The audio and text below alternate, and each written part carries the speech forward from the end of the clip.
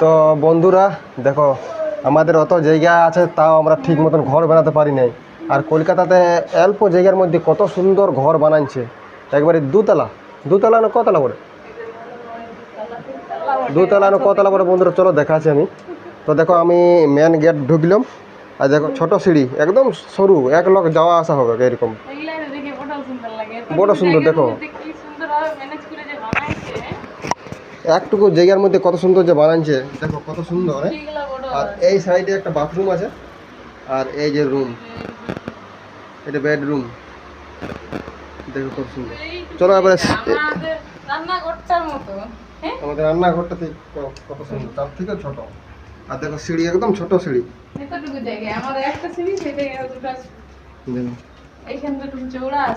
ওইখান থেকে একটু চওড়া আছে। দেখো একদম কম জায়গার মধ্যে এত সুন্দর যে ঘর, এই দুতলা। দেখো ফ্রেন্ডস, এইটা একটা রুম, দেখো এই একটা রুম, এটা দুতলা, এবার তিনতলা।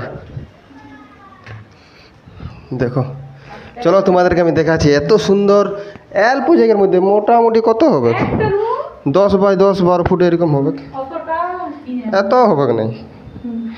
এই দেখো ছাদে, দেখো আমরা ছাদে চলে এসেছি আমরা। দেখো অনেক উঁচু উঁচু বিল্ডিং, দেখো এখানে স্নান ঘর হবে হয়তো, এখানে স্নান করে, এখানে টাঙ্কি আছে, টাঙ্কি দিয়েছে, জল পাস হয় বুঝলে, জল সিস্টেম দিয়েছে না, নিচে কল আছে দেখো।